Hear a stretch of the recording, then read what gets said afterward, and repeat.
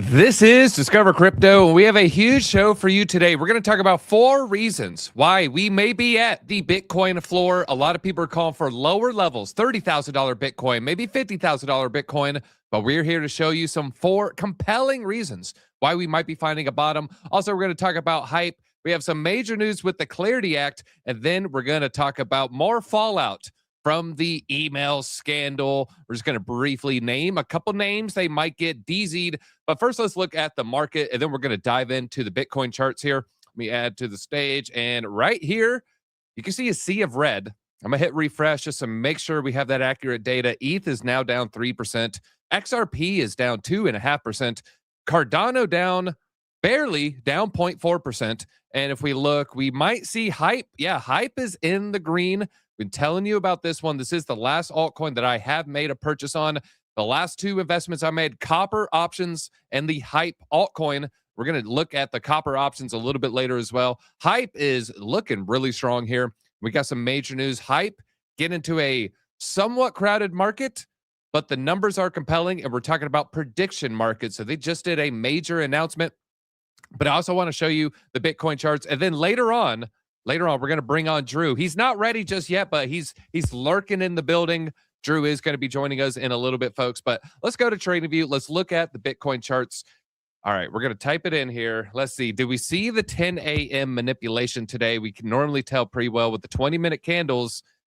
And that looks a little manipulated to me, folks. You can see a massive move to the downside and a Doge reversal candle trying to form, but there is 6 minutes left on this 20-minute candle, so it might change, might turn around. When you see at the end of a trend, this candle right here, they call this the Doge star candle. It typically does signal a reversal. You can somewhat see one right here. You definitely see it right there. You can definitely see one right there. Boom, nice little sharp reversal right there. This one tried to fake people out, but also just another second Doge confirmation candle there. And now the markets are cooling off. But then if you go to the 1 minute, the 5 minute, yeah, things are starting to look a little bit bullish. Have we found a short-term bottom? RSI is suggesting Bitcoin could go a little bit lower over the next couple hours.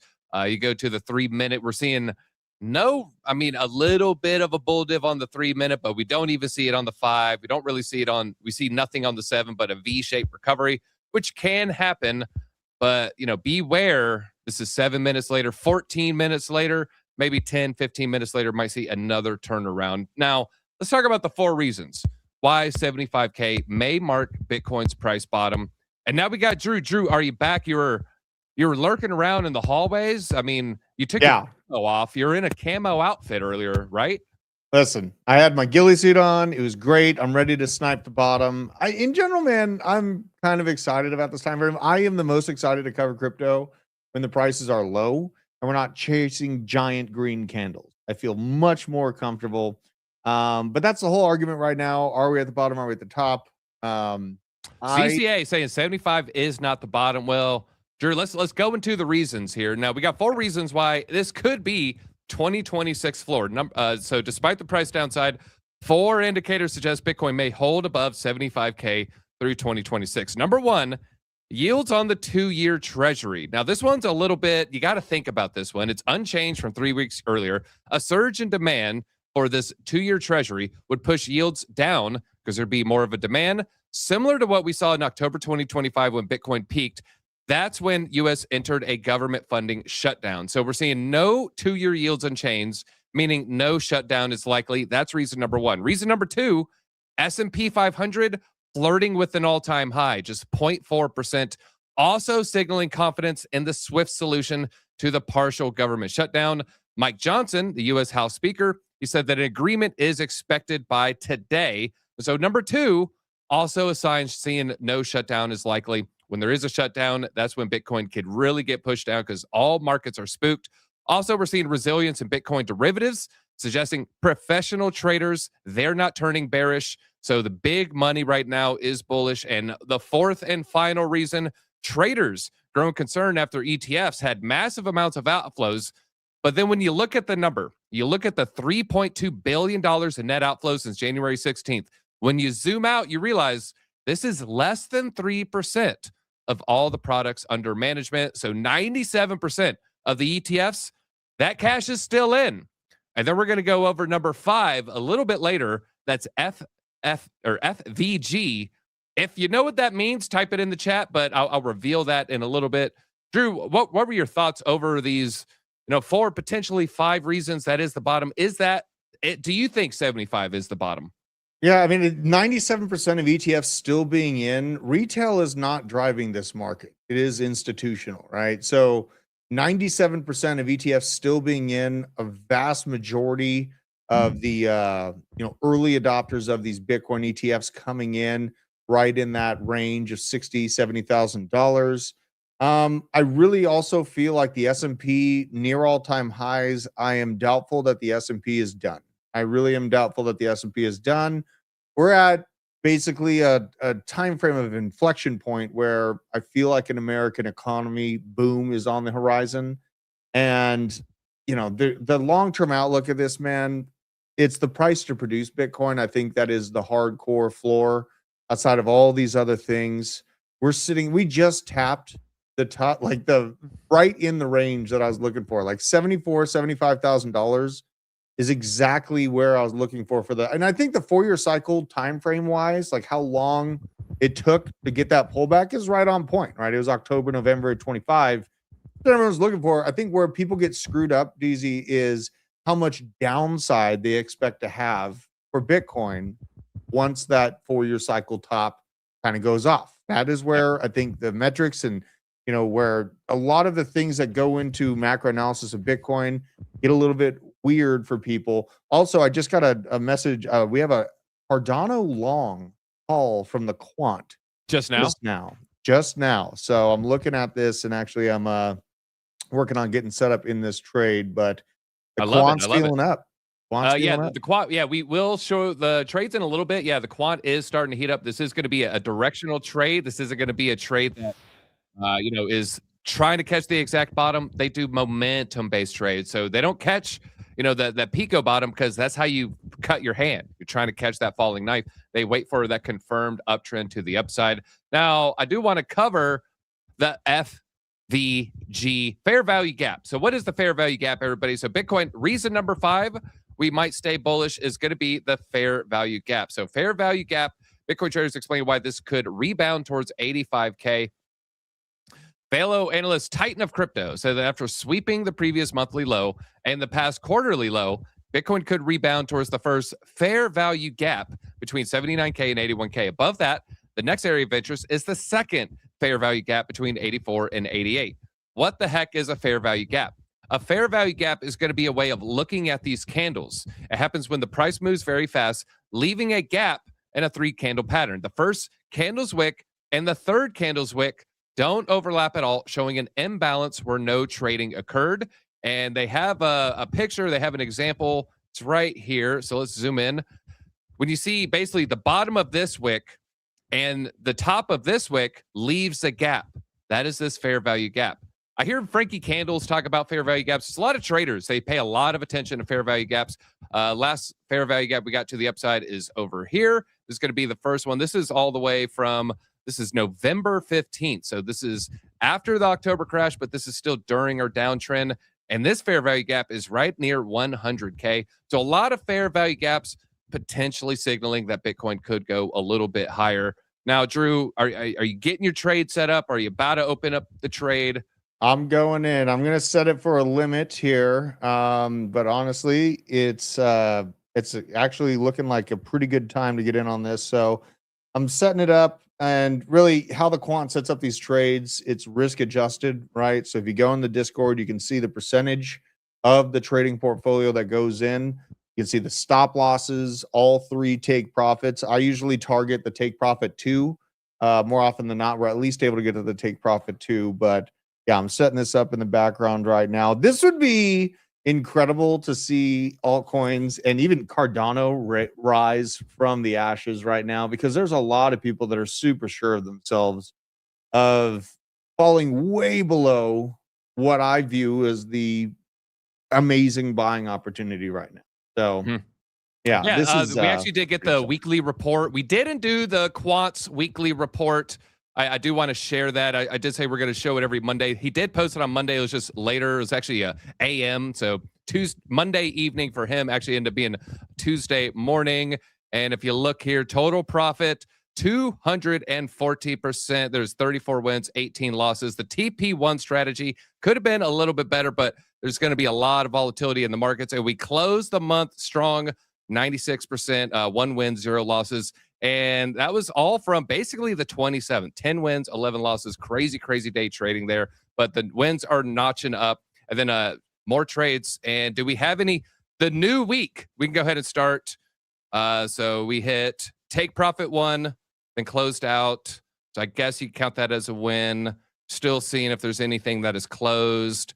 Just a lot of things have been opening. So we'll monitor. Drew, let me know if something does close, if it's a win, if it's a loss. I don't care. I want to be transparent. And we do have a link down below. But let's talk back about the ETFs. It does seem like Wall Street may be changing their tune. This is from Eric Balchunas, one of the Bloomberg ETF bros. The boomers stepped up yesterday. They bought $500 million in Bitcoin ETFs. That said, year to date, still slightly negative. To quote Goodfellas, this is the bad time. I said, if you traveled back in time, only 3 years, and you told a Bitcoin maxi that Bitcoin would be 78K, ETFs would have 100 billion, they'd probably be excited. They'd be like, F yeah. Why? That would be a 240% return. People, in my opinion, still underrate just how ridiculous 2023 and 2024 was. 464% gains is almost unnatural, saying the narrative is still catching up. What are your thoughts about that? Were we too greedy to expect, continued gains? I mean, expecting continued gains and just constant inflows is something that I think is a little bit crazy. And boomers, they are sitting on the wealth. Like the boomers that purchased an ounce of gold for a bushel of raspberries. They could buy a house by walking into the kitchen and making a ham sandwich. Right. And then it was yours. Right. And Trump's pretty staunch about protecting their wealth in the housing industry as well. And so boomers are sitting on this massive amount of cash and buying power. The play of the ETFs and getting kind of the doors open for their retirement funds to get involved, I think is a lot bigger of a long-term narrative than we get it credit for, essentially, right? Like we can be aggravated about OTC purchases that are happening and then the dumping on the open market for sure. Like there's ways and things that getting aggravated about makes sense. But just these general doors opening up for the people that are actually sitting on the money in America, that matters a lot. And if there's a good showing in ETFs, it's probably going to mark a pretty strong multi-month bounce for Bitcoin. So, question for the chat. Question for Drew. What is your favorite sandwich? Give me like a dark horse choice here. I'm gonna throw one out there. I love this when I was a child. I grew up kind of poor, so this was like a staple food of mine. Peanut butter and honey. Okay. But my favorite sandwich, I'd have to say, that Dave's hot chicken that we had with Frankie was delicious. Okay, yes. So the Dave's hot chicken, I really like that one, but I'm a barbecue You're a pulled pork guy? Pulled pork guy. I'm a pulled pork guy. Your favorite sandwich is going to be a pulled pork sandwich. Absolutely. Slaw or no slaw? A little bit of slaw. If it's got the purple stuff in it, that's fine. You know what I mean? I don't like the clear slaw. I love Monte Cristo. That is a good one. Tuna melt. We'll let it slide. I got to question that person now. Grilled Reuben. A lot of people like the Reuben. Chicken parms. I make a mean chicken parm. I make the best chicken parms out there. But now let me set up Drew's video for tonight. So Drew, let me go through this, and then we're going to front run some of the info. This is going to require a deeper dive. So Drew, maybe let me do my assessment. You kind of tell the people what you're going to make your video about. So every single crypto bull run, 13, 17, 21, happened when the ISM moved above 50. I'll explain what this is in a second. Today we hit 52. Entire cycle since 21, we've been below 50. Remember, we need it to be above 50. This is the largest move up we've had this cycle. Talking about the ISM running up, run it hot. Just printed at 52.6. It broke above 50. First time since January of 2025, so 13 months. A caveat, strong ISM reduces pressure to cut rates. So the chart, you can just kind of see the price action when the ISM goes into positive, we get a nice Bitcoin bull run. Goes into positive, get a nice Bitcoin bull run. Goes into positive, we get a nice Bitcoin bull run. But wait, Ben Cowan has got a hot take. There's been a strong pivot to use the ISM, this business cycle metric, to predict Bitcoin's price. I want to show a clear example why this doesn't work and it has no impact on Bitcoin. He talks about January 14 to essentially January 15. And he talks about December 14. So he's talking about this January 14, this year-long 13-month period right here. But a lot of people are saying, Ben, slow down. Maybe, Ben, this one is maybe one you need to sit out, Ben. Ben is wrong, according to Leo Lanza. And he highlights Ben's ISM goes up. He's talking about the ISM going up right here. And a lot of people are saying, Ben, we're talking about the ISM really shooting to the upside, really shooting to the upside. You're talking about this crappy metric of ISM. And I think even Plan C, I respect Ben a ton. I think he's one of the best analysts in the space, but he's wrong on this one. And it's the highest since 22. A lot of people debating the impact. And the ISM is the Institute for Supply Management. It's measuring the PMI, Purchasing Managers Index. It ended 26 months of contraction. And this is the report. I'm just going to run through these. New orders is up. Production is up. Employment heading up. Supplier deliveries heading up. Inventory heading up. Customers inventory running out. We got to replenish this. Prices flat. Good. Backlog of orders. Good. Export orders going up. Imports going up. Everything's going up. We're entering a super cycle of business activity. Ben's count. All right, Drew. Now, maybe don't front run if you think Ben Cowan is right or wrong, but what is the video tonight going to be about? And do you have any thoughts you can share before the video? Absolutely. So we have been able to accomplish $126,000 per Bitcoin while business activity was in the gutter. And things, honestly, statistically, and from a jobs perspective, we're doing awful in the United States. That's why you haven't had this parabolic blow off top that everyone was sitting around expecting. And in this time frame, I can understand the aggravation of being involved in the bull market while the ISM is below the 50 line. You're not feeling the risk on attitude. But where we are right now, macroeconomically, is a do or die moment for American economy. We are experiencing stagflation. We are experiencing the levers being pulled by the Federal Reserve and the government to get the economy turning over again, especially within the single-family housing industry. So this idea that we're going to see some massive macro collapse and 30% haircuts are on an already pulled back single-family industry and $40 to $50 trillion walking out of American economy is not reasonable, in my opinion. I think that they're going to pull their levers that they still have their hands on. This is what the Treasury, what the Fed is used to doing. This is not a situation that's new. We've seen this before. This is the only new situation for Bitcoin. I'm super excited by Bitcoin being involved with this chaotic situation right now because it is a new landing pad for value, and the economy's turned digital, communications turned digital, payments are turning digital. It's a gimme. Bitcoin's going to be a winner, in my opinion, in this situation. All right. And now in this environment, what do altcoins do? Many of them are going to die. I really feel like many altcoins are going to die. And I want to be like, oh, ships are going to rise with the tide, guys. Trust me. Like, I want to say that. That was a good pencil neck voice. Yeah. I'm pretty good at that. But that being said, lots of indicators are going off showing that BC insider dump schemes are not working on the average investor. And altcoins aren't finding that big enticing flow from ETFs, right? We're not seeing that. So I think that the winners are going to be pared down. I think it's going to be very institutionally driven, very driven by RWA involvement, stablecoin activity, and basic economic flows, not the best meme winning. I do feel that way. So. All right. Now, thoughts on the Ondo Summit. My thoughts essentially are, I don't think we have enough history to determine what this does to the price impact. There are two crypto conferences that historically will pump the token price, and that's going to be SmartCon for Chainlink, and then you have Solana's Breakpoint, I believe is what it's called. Those pump those assets like 80% of the time. We don't have enough data on Ondo Summit. So maybe I would watch the charts ahead of time and see, are they front running some news? But Ondo, I mean, it was Josh's favorite. Of course, we still love Josh. He's just kind of focused on his e-trading platform is all FOMO. Shout out to that guy. But that was more his play there.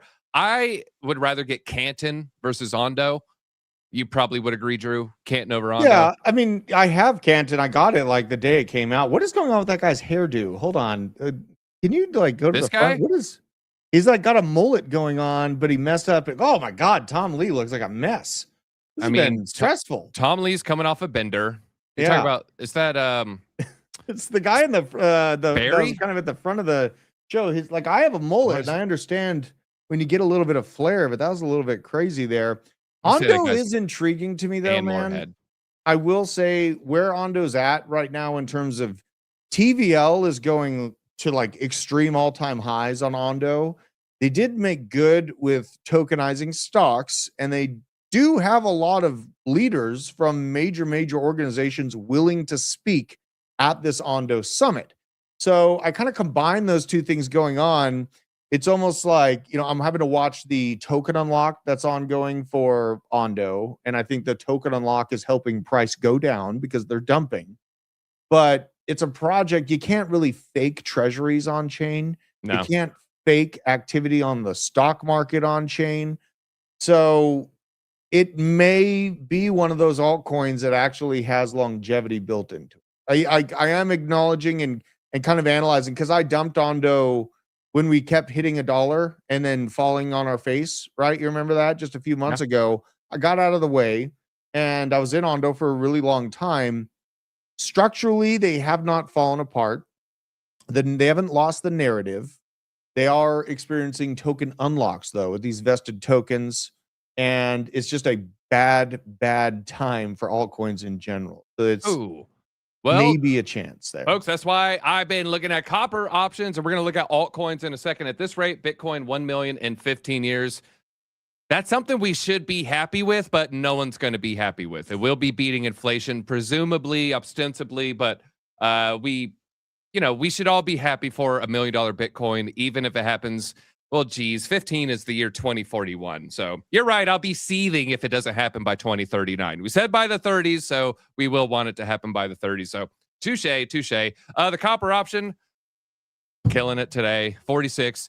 Drew, I was this close to pulling the trigger on more, but I took profits on Roblox, set the limit order, forgot to then buy more. So, I set a limit order, walked away, never came back, and bought the copper options by market open.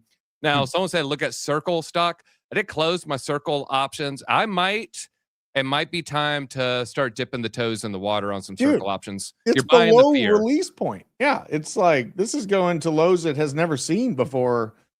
Is Circle going to die? Like, we got to ask ourselves, like, is Circle an unprofitable company? No.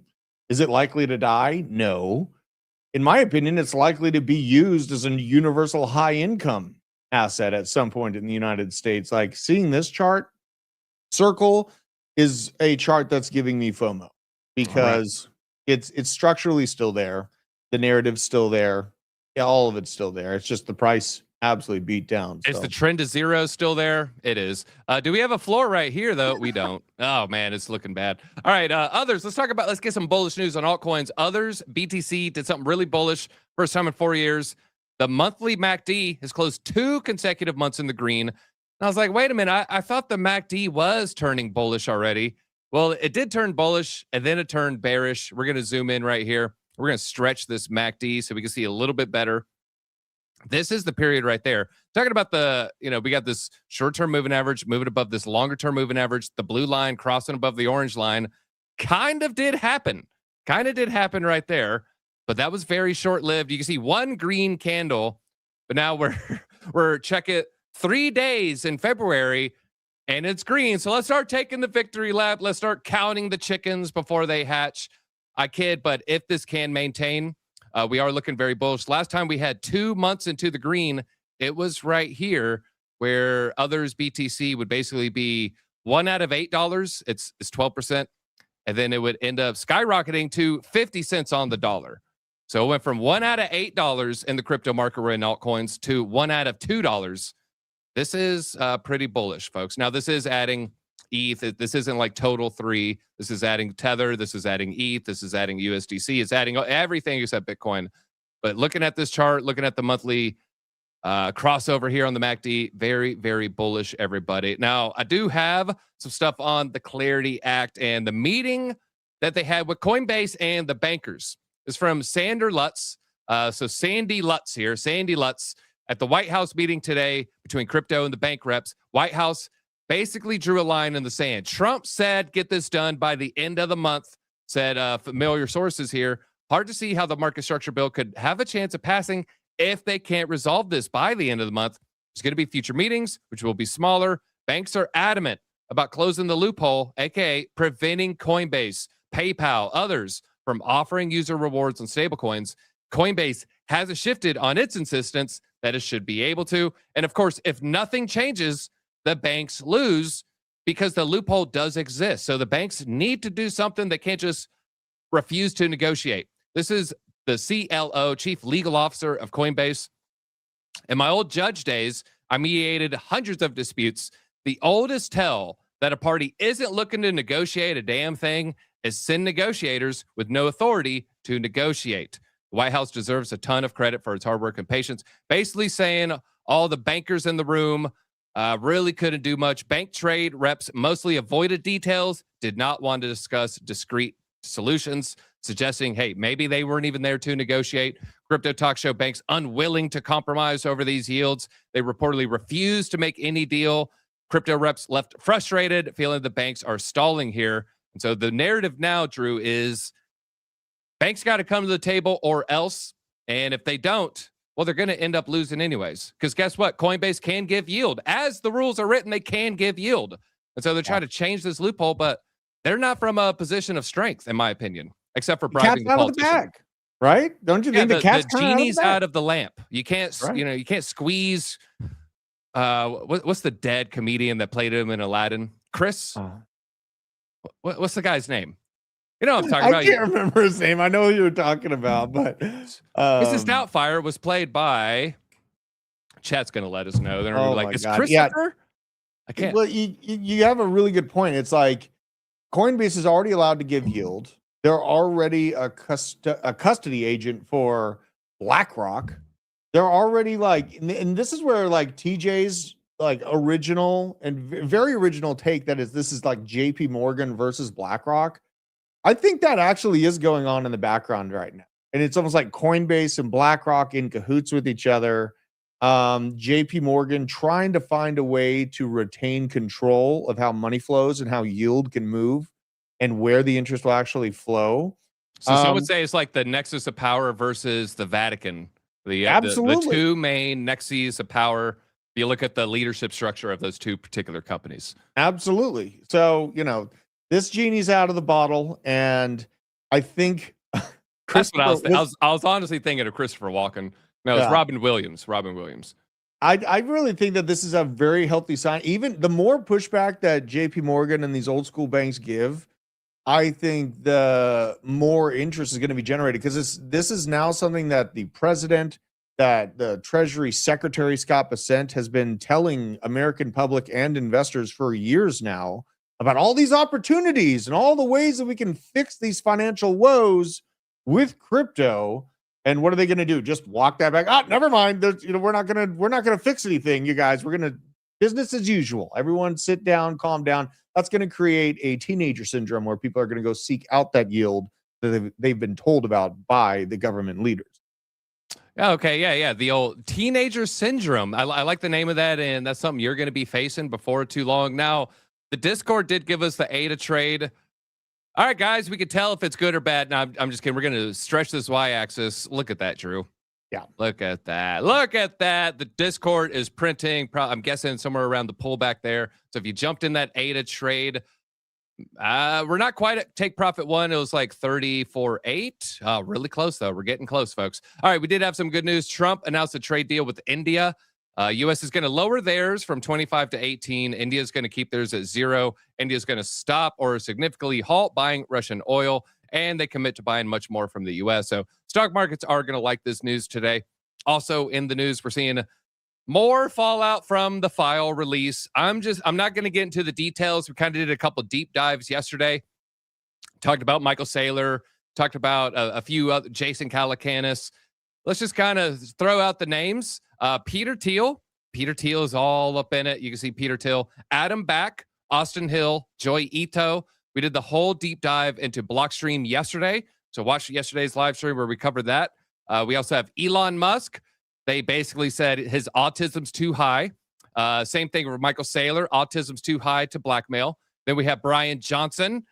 Probably the easiest guy that would think you're earnest. You know, he's like, wait, what are you talking about a party? Now I'm like literally trying to live forever. But then maybe the other angle is like, well, I got a blood boy for you. He's like, I'm on the next flight. I'm on the next flight. I got you got blood boys? I bought those fresh blood boys. Please smash the like, everybody. Just before we continue, please smash the like so we don't get banned. That's a real thing. He uses his boy, and he uses his boy's platelets. It's his actual boy. It's his son. He's a man. I know he's an adult, but we also have Howard Lutnick, Secretary of Commerce there. Brock Pierce, big in Tether. There he goes right there. Redacted photos. And we also have Michael Saylor. We broke that one down yesterday. Millions prosecuted, but one of the craziest angles, Epstein made a giant investment in Coinbase in 2014, sold some of it, and in 2018. So, you know, he might not be sitting on like, I don't know, $100 million in equity here, but also current value, if he held on, $400 million. So this guy had tentacles all over the crypto space. But let me throw this theory at you, Drew. If you did AI, it'd be worse. Really? As far as this, I'm just guessing. You know, if you look at all the lead researchers, lead investors, he's probably all over that, just like he is all over crypto, just like he's all over Wall Street, just like he's all over NGOs, just like he's all over charity scene, just like he's all over anything that a socialite might want to infiltrate. Yeah. And, you know, I mean, it's the same people, Peter Thiel, and, you know, the Sam Altmans, all these major names. When you're at a net value of that level, the club is small, right? So he knew the club. He was in on the club. JP Morgan kept banking him all the way through the controversy. It didn't matter.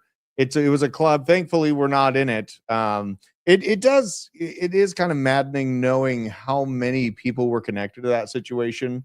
And, you know, I will go into this on the basement, but it really makes you start to think about who you're paying your hard-earned dollars. Yeah, read the email. Saw Nick Valdez in the file dump said he's an ADA fan and to avoid him like the plague. That hurt. Now, there was one Bitcoin dev, and Jason Calacanis was like, this guy doesn't want investments. He's a radical, like those WikiLeaks guys. And this guy's like taking the victory lap, like, yeah, it's just some hacker living in my mom's spare bedroom. And yeah, I'm actually about the crypto ideals. Call me crazy, but there's actually people out there that do exist. Now, we do have a new player in the crypto space. Drew, did you ever get the Bed Bath & Beyond 20% off thing in your mail? I did all the time. Yeah, like I never every even, 4 days, right? Yeah, repeatedly and incessantly, never ceasing. Today, Bed Bath & Beyond announced its agreement to acquire tokens.com, a platform focused on real-world asset finance and tokenized liquidity here. If you're wondering what the heck's going on, Bed Bath & Beyond, like many brands, was in the gutter after closing a lot of stores. I think someone bought it for the name equity, the brand equity, and they're turning this into the Beyond. They're just taking very literal. They're going way beyond towel racks and soap dispensers. And now they're doing tokenization of all the things. But they were an investor in this company here. So it's almost like a SPAC play, an acquisition play. It's a branding play here. Yeah. And I think we'll see more of this from... Well, we saw Radio Shack.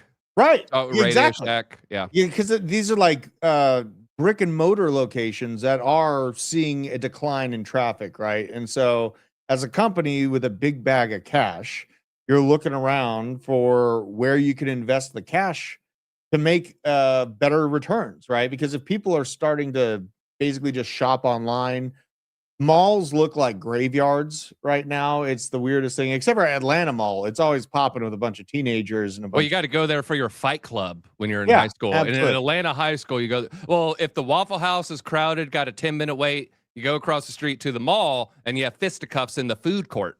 That's where it all happens. I mean, we are in Atlanta. That's what happens, folks. It is what happens. But these brick and mortar locations, they're going to shift into, investments in disruptive tech and online commerce more and more.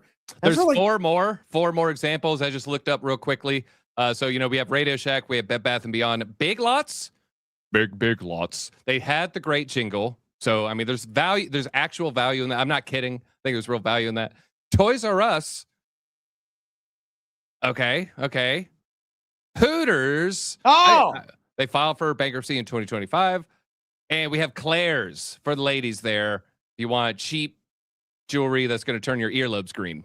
Yeah. And so 4 other brands. All right, Drew, you got to create a crypto company, whatever. Which of the 4 brands are you taking and running with of this right here? Chat. Hooters. I knew you were going to say. I know what chat would say. You too. Yeah, Hooters. Absolutely. What's the angle? Well, I mean, it's like you can tokenize Hooters girls. I mean, there's all kinds of things that you could move into. You could, this is the easiest play out of Toys R Us. I don't know. You're up against Amazon. You're up against, where toys are bought on Amazon basically right now. Like Santa Claus is Jeff Bezos. Claire's, I don't know. There's not really much action in earrings, especially like low profile, like, not really that great earrings. Shout out to Jeffrey from Toys R Us. I used to have that giraffe around here somewhere. I don't know where he is, but shout out to you, Jeffrey. I'll tell you what I would do. I would do Toys R Us, and I would focus on a micro niche first in the tokenization world, in the crypto world. I would tokenize Funko Pops and like Charizard cards, like Pokemon cards. I'd have a big database or warehouse that we're kind of like a middleman, and I would tokenize these things, get a couple PSA like 9.5 Charizards, get a couple rare Funko Pops, and then sell 100 shares of the Funko. Yeah. That would be what I would do. Big Lots too. I mean, that's an interesting one. All right, now a lot of this is going to be unlikely. So moving on from this, we also have some notable drawdowns. Talked about some of these before. Oracle's now down 49, Coinbase 55, Robinhood 41, Lululemon 65, Target, which I thought was a good brand, is down 42%. Nike, which is going to be facing a lot of issues from the tariff war, obviously, if you think of how the shoes are made, 52%. And Adobe, AI, cratering their market value here. Adobe's down 53%. Now, I have, this all while S&P is within spitting distance of its all-time high. I do have an angle for you, folks. I want to talk about this other company. Musk's AI is seeking a crypto expert to train AI on market analysis. Now, if you look at the job posting, it's a whole lot of stuff for this finance expert. There's a lot of stuff they have to do. Here's just an excerpt. Includes generating high-quality data and text, voice, video formats, detailed annotations, model output critiques, step-by-step reasoning traces, audio explanations of strategies, occasional structured video sessions. There's a lot of roles. There's a lot of different hats you have to wear. Drew, chat, guess Elon Musk's hourly wage for the crypto expert. Just shit post on Twitter. No, you're not really, but okay. What's the hourly wage here? I would say, I'd say it like yearly is probably around like 250K. So whatever that might be hourly. I'm not great at off the cuff math, but I'm feeling like roughly 200K a year because it's going to be roughly 4,000, 40 hours at 100. So if you're saying 250, you're going to be looking at like 125 an hour. Yeah. I mean, 100 to 150 an hour is kind of the range. Like and I don't even know. I think Elon doesn't even take a salary. He just takes stock, right? Yeah, I think there's maybe some jurisdictions he has to legally take one. He's taken $1 in the past. I don't know if that was for, he could take 0 or he legally couldn't. But yeah, essentially he gets vested stock rewards when a lot of his companies hit certain benchmarks there. 6 toaster strudels an hour, $400 an hour, tree fitty an hour. The hourly wage for the finance expert for crypto, drum roll please, all the way at the bottom, $45 to $100 an hour. Okay. Okay. That's not as high as I would have I expected. feel like a starting out electrician is making more than 45 an hour. Yeah. I mean, like a welder, anyone that's I thought it'd be a little plumbers. higher. Yeah, absolutely. I mean, that's kind of interesting. Yeah, it is pretty wild there. Now we have Nevada. We got Big Casino coming after Poly Market. Temporary restraining order. So if you're in Nevada, you're trying to bet on what the stock market's going to do or what hat is someone going to wear. You might have had some issues. This is going to be wide. Now we do have a super chat here. Someone asking about some options. What are your thoughts on assist, ASST options? First, let me see. What do we got here? Strive. So we're looking at Strive just from a fundamental view.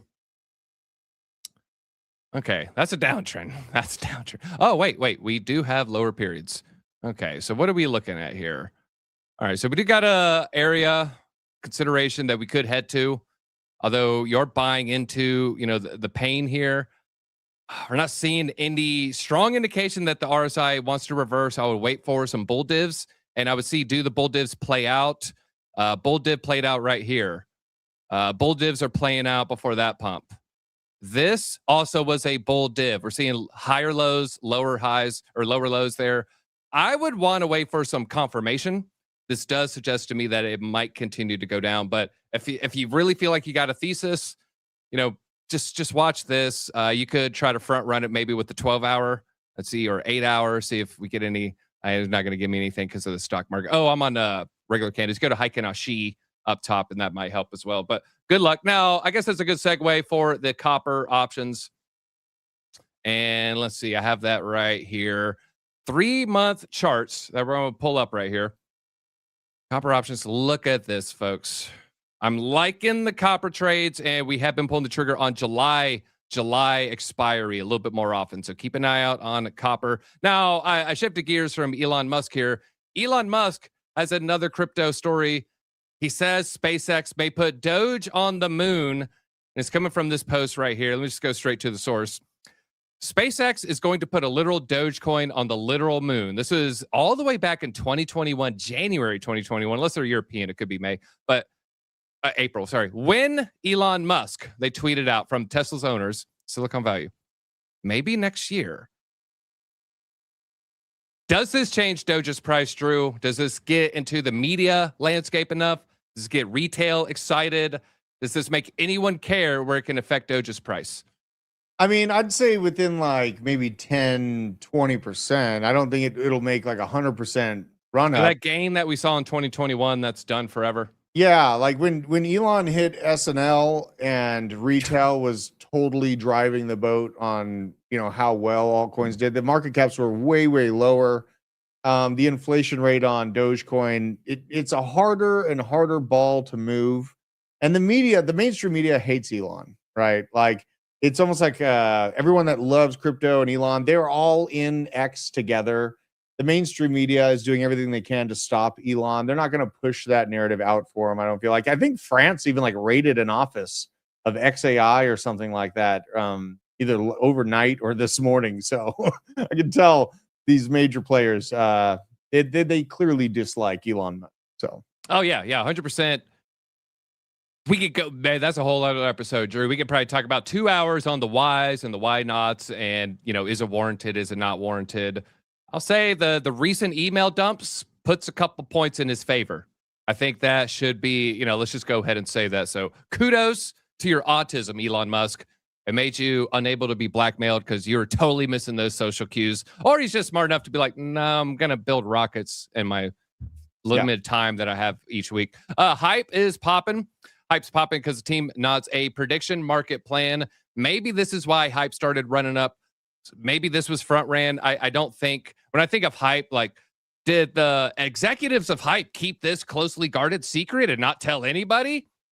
I don't think so, but I don't have any proof or anything like that, so I don't want to speculate here. But we can go look at the Hype chart. Can't tell you why.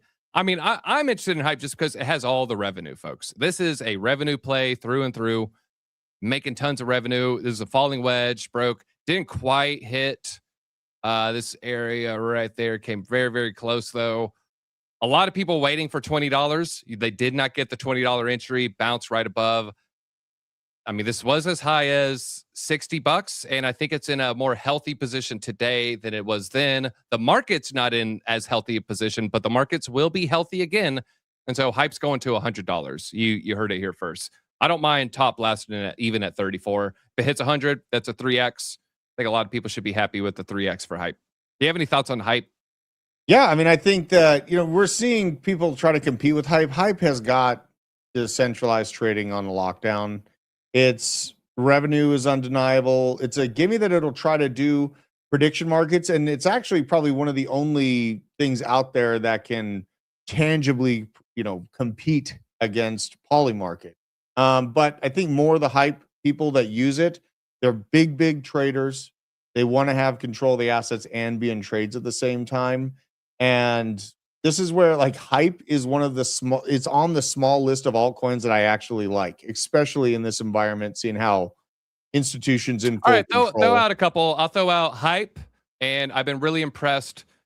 Well, he's going to say his usual suspects, but I've been impressed with Jupiter team lately. So I would say hype and Jupiter for two smaller market cap altcoins that I've actually been, either accumulating recently or, wouldn't mind accumulating more next time I deploy some dry powder. Right. I've been liking Canton Network. I've been liking Tau. The structure on Tau is very, very nice. Morpho is very defensive and holding ground very strongly, even with this massive pullback. Aerodrome, structurally still important for Coinbase's plan of decentralized swaps. So I'm still liking Aero. But yeah, it's kind of like Tau, Aerodrome, Morpho, and Canton Network. Chainlink, the narrative hasn't changed, but Chainlink is more at the breadth and the whim of the general altcoin market, unfortunately. So the long-term outlook of Chainlink is still there, but it is more susceptible to the macro altcoin pullback, unfortunately. It just is what it is. So I'm liking the revenue generators more than anything. I still got to do a deep dive on Chainlink's revenue, because remember when you highlighted that, DZ, Chainlink's revenue did spike very aggressively. I want to go back into that data point and see if that revenue is held, because that's going to matter this year. I think that, and it's going to matter moving forward. A lot of what we just saw, we saw a vaporware extinction event. It's just not done fully dying. And yes, there will be random memes that pop up and then die a couple days later from here. But it was a vaporware extinction event. And now you're going to have to look at things that have a reasonable reason to exist. And it just is what it is. All right. And Strive, I didn't realize that was the Vivek Ramaswamy play. That guy just clearly has a high IQ. I think that's kind of undeniable if you listen to him speak. So makes me a little more bullish. Never underestimate what a high IQ can perform if they're driven. One is either expensive, one's extremely cheap. Talking about hype versus hood. Robinhood, $89 billion market cap, fully diluted 89 as well. Hype coming in at $26 billion. Their revenue, fairly different here. But what I like is the staff count. 2,300 people on the payroll versus 11 people on the payroll. And, revenue growth is obviously a lot higher. Profit earnings ratio is a lot higher. Really liking what I'm seeing right there. So if you're interested in hype, I do like what I'm seeing. I do want to take a victory lap on hood. I didn't know I was going to look at that, but then the hood metric there, I just want to share. I got a little bit of hood, not a whole lot. Scrolling to where I could see my latest trade there. Here we go, Drew. I sold December 22nd. December 22nd is when I last sold Robinhood, right? December 22nd. You ready for this? Let's go. This is gonna hood December 22nd. Just remember, December 22nd. December 22nd here. We're going to go to the daily. That's all, 25. I got out right before it started to dump, right here, December 22nd. So I caught that local peak. I did not get that 150 exit, but we got that 126 exit. And then this is all rolling into metal options that have been crushing. So I got rid of the stinker, been buying some winners, and we put all my trades I put in the Discord under the DZ drop zone. But Drew, I do know I am going to be looking at ZoomX a little bit later. It's going to be potentially my new no KYC exchange. So I just want to put that out there. I might be shifting away from L Bank, just because of the trading view issues. Have you had that experience yet, where it won't Um, load the candles within trading view window, like within every single exchange they have a little yeah. windows. The API has been real buggy, and Yeah, I've if you seen move the API get chart, screwy on a couple different exchanges. So, basically, like when I take a trade on anything, I just have TradingView pulled up additionally. And I'm in and out of trades like within the day. So if I am in a trade, I got my greasy finger on the kill switch for anything. And I like stop losses. Stop losses are how my heart wanted the market to go up at 100K. The quant told me to go down. I was using stop losses on the long, so I retained that capital, and then I finally listened to the quant and made a lot of tether on the way down, which felt great. Getting out of the way of larger pullbacks, though, is super, super important to be able to double up on what we believe in at those local low levels. Because I think a lot of good altcoins will have the chance to rise from where we're at, man. We're seeing a lot of bottom signals go off. We're seeing a lot of signals that economic activity is going to go nuts. October 9th, not to cut you off. October 9th. You did it too at the peak? Oh my God. I actually, it's funny. I was looking at that and I was like, I thought I sold the peak. I didn't realize it was 2 sells ago. It was 2 sells. I literally caught the peak there, folks. Right there. Excellent. The last tall green candle. I stood strong. And I looked at my hand, and it was made of paper mache, and I dumped that hood stock. Holy cow! When did you get your Tesla? It was well before this. It was right when he was being firebombed. I wanted to show a little support. So this is like short. This is like very, very early in the Trump presidency. So we're looking January, February-ish. So like Q1, maybe beginning of Q2. Yeah, my new car signal is very strong. I was checking on your new car signal because it's like every time I get a new car, the market loses 40% of its value. It's the weirdest thing in the world. So I don't know. We'll figure it out. All right. Well, I'll figure out if these folks are going to hit the like button or not, folks. Smash that like button on the way out. Stick around and make sure you have on those notifications because Drew is going to be dropping his ISM breakdown, and people want you to throw Ben Cowan on the thumb and say, Ben is wrong. Will you do that? That might be too much, right? I like Ben. I do like Ben too. I mean, and no one's going to be right 100% of the time. More often than not, he's been right so far. So I don't know if it's right for us to like completely throw him under the bus, but we do got to pick apart some major macroeconomic missteps that he's kind of missing right now. So we're going to dive into that. I mean, his data point was so cherry picked for like ISM went up and you're like, what are you talking about, man? I know. Like, you're technically correct. Technically. Well, actually. And that's why like macro matters, man. I know that we're in crypto and you don't want it to matter, but it absolutely does. So this video is going to peel back all those layers. And I feel like this year is going to be very, very interesting. People betting against the American engine are going to be sadly disappointed. I feel that very, very strongly. All right. Well, folks, that's our show for today. Thanks for sticking around. Smash that like button on the way out. Make sure you're notified for Drew's video this evening.